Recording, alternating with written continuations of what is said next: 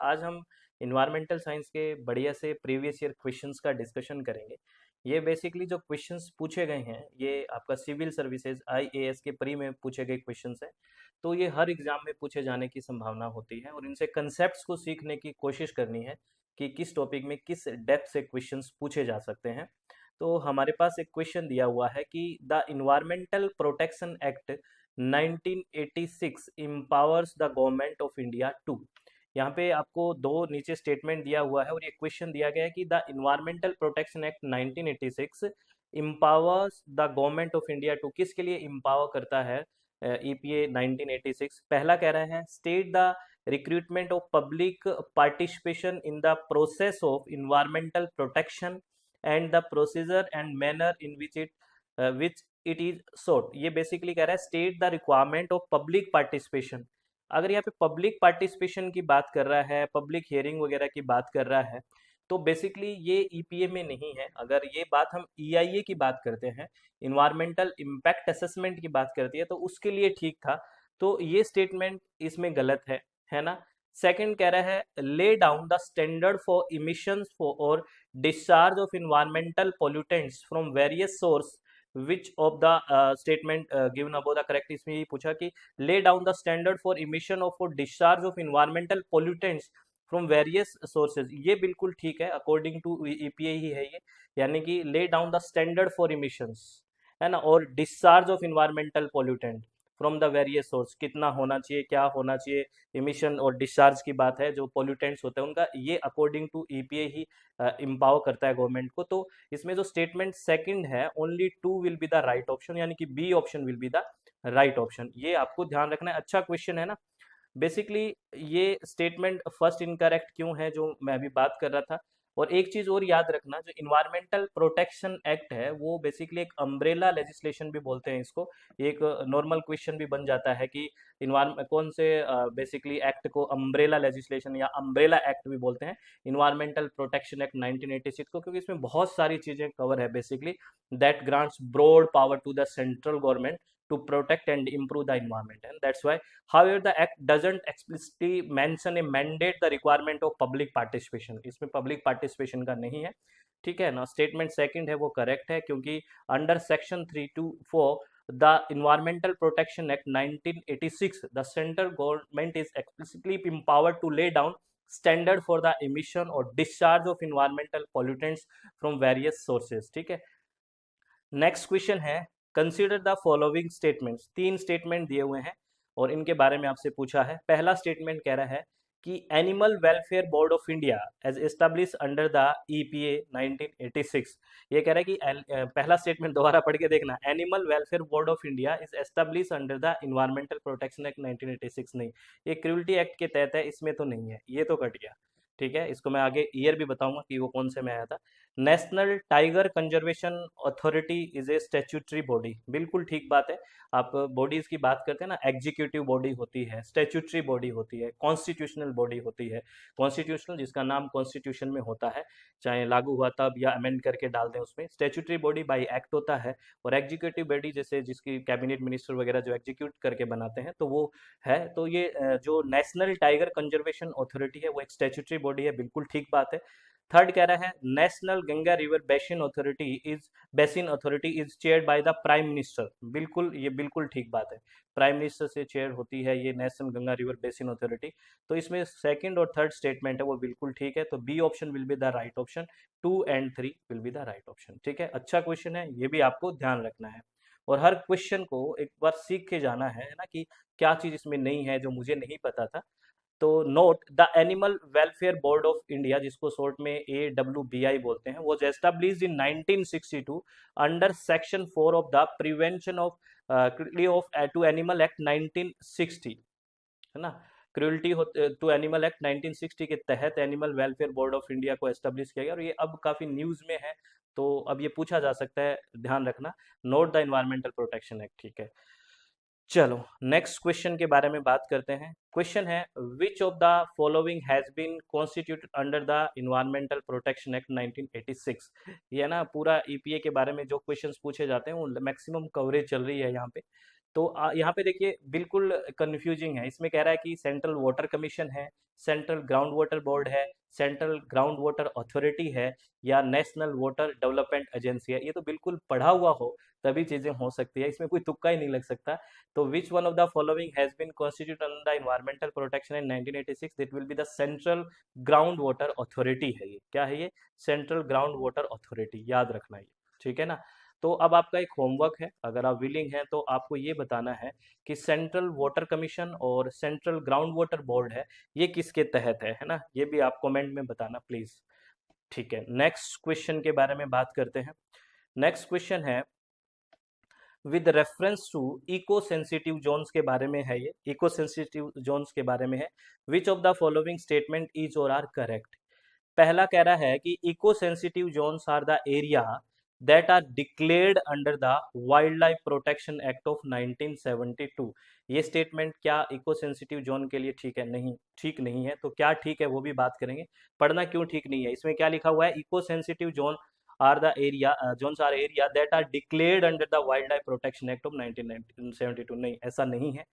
Second कह रहा है the purpose of declaration of eco sensitive zone is to prohibit all kind of human activities in those zone aspect except agriculture।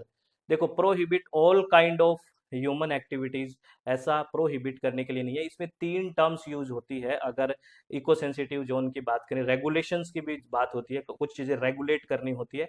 मैं अभी बताऊंगा, only prohibit all kind नहीं use कर सकते। तो ये स्टेटमेंट भी है वो गलत है, यानी कि यहाँ पे नाइदर वन नॉर टू, कोई भी ऑप्शन ठीक स्टेटमेंट ठीक नहीं है। तो ऑप्शन डी आ जाएगा। इन दोनों को मैं एक बार क्लियर कर देता हूं, क्लियरली इसको सुनना कि क्या ठीक होगा। पहला स्टेटमेंट क्या है? देखो, eco sensitive zone are notified the ministry of environment forest and climate change, यानी कि MOEFCC, under section 3 of the environmental protection act, note the wild life protection act. वहां पे देखो क्वेश्चन में eco sensitive zone wild life protection act के तहत था, नहीं, अकॉर्डिंग क्या है? EPA 1986 के तहत है। तो याद रखना, eco sensitive zones are notified by the Ministry of Environment, Forest and Climate Change under Section 3 of the Environmental Protection Act 1986, not the Wildlife Protection Act, इसलिए वो गलत हुआ। Second statement, this is incorrect because जो eco zone है या sensitive Jones है वो categorise into 3 categories या 3 groups, prohibited, regulated and permitted. It doesn't impose a blanket ban on all human activities except agriculture. For instance, organic farming and green technology use are permitted, while small scale local construction can be regulated. ठीक है ना? The purpose of ESZ is not an act of shock absorber by regulating and maintaining activities around protected areas, not prohibit all human activities. While some activities like commercial mining and polluting industries are prohibited, सारी की सारी को prohibit नहीं किया जाता, कुछ categories हैं या कुछ एक्टिविटीज हैं उनको प्रोहिबिट किया गया है ना। Are many others like eco tourism, construction of hotels are regulated, and several like agriculture, horticulture and rainwater harvesting are permitted। तो ये मैं यही कह रहा कि तीन टर्म यूज की जाती है, और उस स्टेटमेंट में हमें देखना कि ऑल काइंड में प्रोहिबिट यूज कर दिया। नहीं, कुछ चीजें रेगुलेट की जाती है, कुछ को परमिट किया जाता है, और कुछ चीजों को क्या किया जाता है? प्रोहिबिट किया जाता है। सभी को नहीं प्रोहिबिट किया जाता है, ये ध्यान रखना है। नेक्स्ट क्वेश्चन है the most important strategy for the conservation of biodiversity together with the traditional human life as the establishment of. ये तो आप बिल्कुल आराम से आंसर कर सकते हो ना। The most important strategy for the conservation of biodiversity together with traditional human life is the establishment of biosphere reserve. ये बायोस्फीयर रिजर्व से क्वेश्चन बड़े अच्छे आते हैं भाई। इसमें जोन्स की बात कर लेते हैं, कितने हैं टोटल, न्यूली कौन सा है, पहला कौन सा है, इसके बारे में भी काफी बातें होती है। तो इसका राइट ऑप्शन कौन सा हो गया? First will be the right option, that will biosphere reserve. Next question कह रहा है कि according to the wild life protection act 1972, which of the following animal can't be hunted by any person except under some provision provided by law. इसमें नीचे जो लिखे गए हैं animal can't be hunted by any person except under some provision provided by law. ये तीनों के तीनों कोई हंट नहीं कर सकते, ना तो घड़ियाल को, ना इंडियन वाइल्ड एस को, ना वाइल्ड बुफेलो को। तो 1 2 3 तीनों ही आ जाएगा इसमें, इनको नहीं कर सकते भाई। ये आप जनरली ठीक कर सकते थे, क्योंकि भाई क्यों करेंगे विदाउट एनी, है ना, under provision provided by law, ये तो है। और देखो, ऑल थ्री एनिमल, द घड़ियाल, Indian wild ass and wild buffalo are listed under schedule 1 of the wild protection act. तो यहाँ पे आपको ये भी ध्यान रखना है कि शेड्यूल 1 में जो है ना, वो बेसिकली हंटेड नहीं किए जाते, वहाँ पे स्पेशल प्रोविजन की जरूरत होती है। तो ये एक्ट के तहत, तो ये शेड्यूल भी याद रखना, शेड्यूल 1 स्टेटस स्टेच्यूज जो है, animal is the category are granted the highest level of absolute protection, है ना। Hunting prohibition, Section 9 of the Act strictly prohibit the hunting of any wild animal specified in the Schedule 1, Schedule 2, Schedule 3 and Schedule 4। Hunting prohibition, जो prohibition है वो section 9 में है। Section 9 of the act strictly prohibits the hunting of any wild animal specified in Schedule 1, 2, 3 and 4। Legal exceptions: hunting is only permitted under specific provisions, such as when an animal become a danger to human life or is disease beyond recovery according to section 11, or for specific purpose like scientific research according to section 12, and required explicit permission from the chief wild life warden, है ना। ये बहुत important information है, sections के बारे में भी questions पूछे जा सकते हैं। नेक्स्ट क्वेश्चन है, Gadgil committee report and Kasturirangan committee report are related to, किससे रिलेटेड है ये? आपको कुछ रिफॉर्म्स दिए गए हैं, प्लान दिए गए हैं, तो ये किससे है? बड़ा अच्छा है, सीधा सीधा क्वेश्चन पूछा जा सकता है कि गॉडगिल कमेटी रिपोर्ट है और कस्तूरी रंजन कमेटी रिपोर्ट है, क्योंकि एजुकेशन से भी रिलेटेड है कुछ बातें यहाँ पे, तो न्यूज़ में भी है। तो प्रोटेक्शन ऑफ वेस्टर्न घाट, किसके प्रोटेक्शन के लिए? ये प्रोटेक्शन ऑफ वेस्टर्न घाट के लिए ये है। अगर इन्वायरमेंट के प्रोस्पेक्टिव से हम बातें कर रहे हैं तो इसका राइट ऑप्शन कौन सा होगा? Fourth will be the right option. Note, the western Ghat ecology expert panel, जिसको WGEEP also known as Gadgil commission, after its chairman Madhav Gadgil was an environmental research commission appointed by the Ministry of Environment and Forest of India.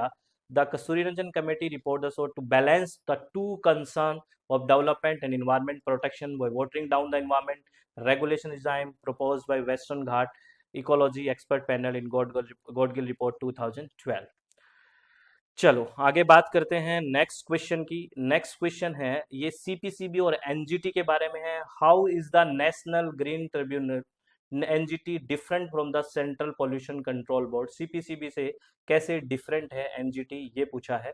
पहला option, the NGT has been established by act, ठीक है, where the CPCB has been created by executive order of the government. ये statement नहीं है, क्योंकि दोनों ही act से हैं बेसिकली। NGT एक्ट है और CPCB आपको पता है वाटर एक्ट के है, तो इसको पावर कहाँ से मिल रही है? एयर एक्ट से। तो ये भी हम नहीं कह सकते कि ये एग्जीक्यूटिव ऑर्डर से है, नहीं, ये गलत हो गया स्टेटमेंट, ठीक है। सेकंड कह रहा है, the NGT provide environmental justice and help reduce the burden of litigations in the higher court, where the CPCB promote cleanliness of streams and wells and aims to improve the quality of air in the country। क्या है? The NGT provide environmental justice and help reduce the burden of litigation in the higher court, ठीक है, यही काम करता है NGT। और जो CPCB है वो प्रमोट करता है cleanliness of stream and wells and aim to improve the quality of air in the country. ये बिल्कुल ठीक है, ये इस तरह से डिफरेंट ठीक है। तो only B will be the right option, यानी कि ओनली 2 वाला राइट ऑप्शन हो जाएगा। अगर इसको थोड़ा पहले वाले को एक्सप्लेन भी करें तो basically the national green tribunal has been established under the national green tribunal act 2010 for effective and expeditious disposal of cases relating to environmental protection and conservation of forest and other natural resources, while the Central Pollution Control Board of India is a statutory organization under the Ministry of Environment। executive body नहीं है, statutory body है। Forest and Climate, it was established in 1974 under the Water Act।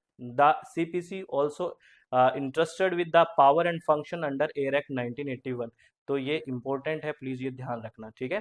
तो ये सारे questions आपको कैसे लगे, है ना? अगर बढ़िया लगे तो आप मुझे बताना। ऑल द वेरी बेस्ट, बहुत बहुत धन्यवाद, thank you. Environmental science exam की तैयारी के लिए वीडियो को लाइक करें, शेयर करें, ताकि आपके साथियों को भी मदद मिले। चैनल को सब्सक्राइब करें और बेल आइकन दबाएं, ताकि हर अपडेट आपको सबसे पहले मिले।